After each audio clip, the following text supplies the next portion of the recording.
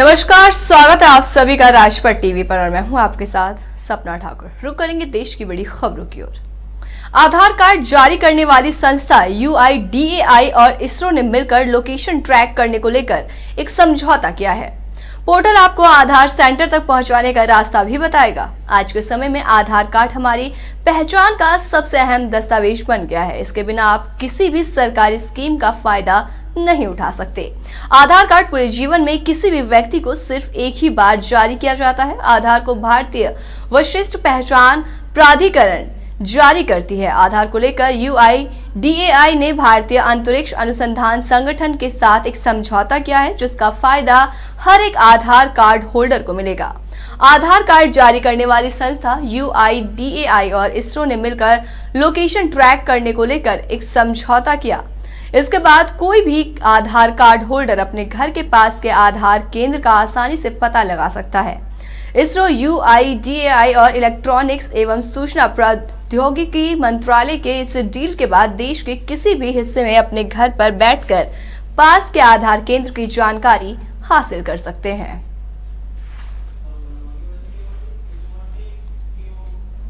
वित्त मंत्री निर्मला सीतारमण की अध्यक्षता में हुई GST काउंसिलिंग की बैठक में कई प्रोजेक्ट्स को पहली बार GST के दायरे में शामिल किया। कुछ चीजें सस्ती भी होंगी। महंगाई आम लोगों को आज से और सताएगी। आज से जरूरत की तमाम वस्तुओं के दाम बढ़ जाएंगे। रोजमर्रा की वस्तुएं जैसे दही, लस्सी, चावल, पनीर और अन्य की कीमतें सोमवार से बढ़ सकती हैं। सरकार ने इन वस्तुओं पर वस्तु एवं सेवा कर यानी कि GST की दरों में बढ़ोतरी कर दी है। साथ ही अस्पतालों में इलाज के लिए भी अब लोगों को अधिक पैसे चुकाने पड़ेंगे।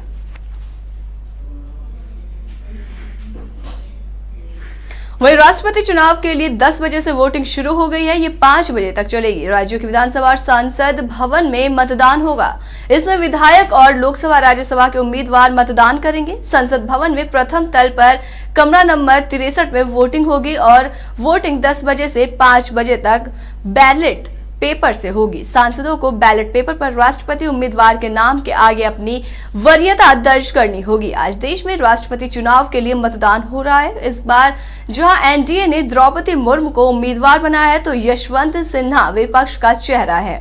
21 जुलाई को मतगणना के बाद पता चलेगा कि देश का 15वां राष्ट्रपति कौन होगा।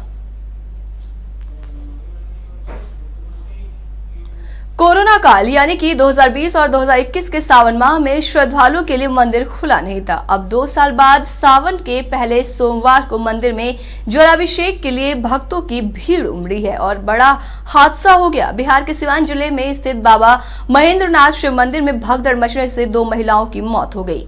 सावन के पहले सोमवार को हुए इस हादसे में अन्य श्रद्धालु घायल हुए हैं। फिलहाल उनको अस्पताल में भर्ती कराया गया। इस घटना के बाद मंदिर परिसर में पुलिस बल की तैनाती कर दी गई। ये घटना सिसवन प्रखंड के बाबा महेंद्रनाथ धाम प्रसिद्ध मंदिर में जलाभिषेक के दौरान हुई। दरअसल मंदिर में कोरोना काल के बाद पहली बार सावन के सोमवार पर सुबह से ही भारी भीड़ उमड़ पड़ी थी।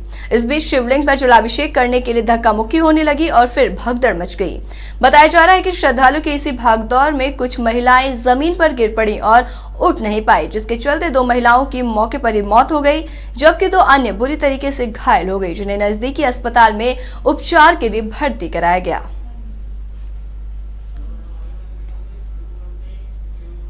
तो वह यूपी के मेरठ शहर में एक बड़ा खेल सामने आया। यहाँ नगर निगम की 800 दुकानें बेच दी गई। वहीं इसके बावजूद भी नगर निगम के अधिकारिक बेपरवाह बैठे हैं। मेरठ में नगर निगम की संपत्ति बेची जा रही है और जिम्मेदार अधिकारी इस ओर ध्यान नहीं दे रहे। शहर में नगर निगम की 974 दुकानों में से करीब 800 दुकानें मिलीभगत से बेच दी गई हैं। जिन लोगों को दुकानें बेची गई हैं, उनको 100 रुपए के स्टैंप पेपर पर पार्टनर दर्शाकर 50 लाख के 1 करोड़ रुपए तक किराएदारों ने कमा लिए हैं। संपत्ति का स्वरूप भी बदल दिया गया। होटल के कई दुकान बनाकर उन्हें भी मोटे मुनाफे पर बेच दिए गए।